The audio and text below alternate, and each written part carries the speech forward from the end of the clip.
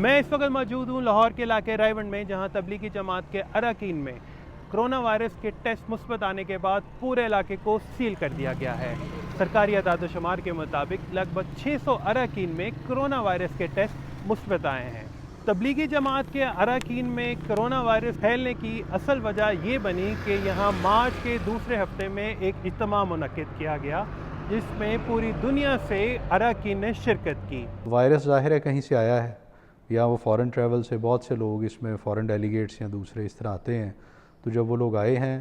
تو ہو سکتا ہے ان میں سے کسی میں ہو، یا ہو سکتا ہے وہ کسی بھی ملک سے جہاں پہ یہ پہلے سے پریولنٹ ہوگا وہاں سے آیا ہوگا، تو موسٹ لائکلی یہ فورن ٹریول کی وجہ سے یہاں پہنچا ہوگا، اور اس کے بعد جب لوگ اکٹھے ہوئے تو اس میں سپریڈ ہو گیا۔ کورونا کی اس وقت ظاہر ہے اتنی زیادہ سپریڈ کا پاکستان میں کوئی سلسلہ نہیں ہوا تھا،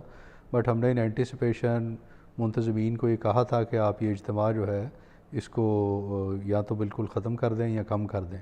اور اس کے مطابق اس اجتماع کو انہوں نے ریڈیوس کر کے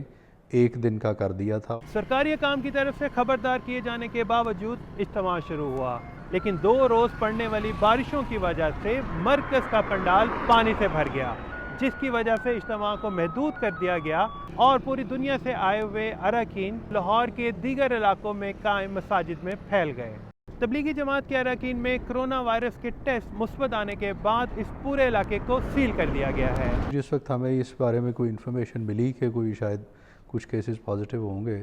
یا ہو سکتے ہیں، تو ہم نے اسی وقت جو تبلیغی مرکز جو ہے اس کو کوارنٹائن کروا دیا۔ ٹریس اینڈ ٹریک کی جو رجیم ہوتی ہے وہ فالو کی ہے، اور ہر آدمی ان میں سے جو ہے اس کو ٹریس کیا گیا ہے، اور جو جیسے میں نے کہا جو لوگ وہاں سے جماعتوں کی شکل میں تشکیل ہو گئے تھے وہ تمام لوگ جو ہیں وہ ملک کے مختلف حصوں میں کوارنٹائن میں ہیں۔ پاکستان علماء کونسل کے چیئرمین مولانا طاہر اشرفی کا کہنا ہے کہ یہ اجتماع اس وقت منعقد کیا گیا جب حکومت کی طرف سے لاک ڈاؤن نہیں کیا گیا تھا، اور پاکستان کے دیگر شہروں میں پاکستان سپر لیگ کے میچز منعقد کیے جا رہے تھے۔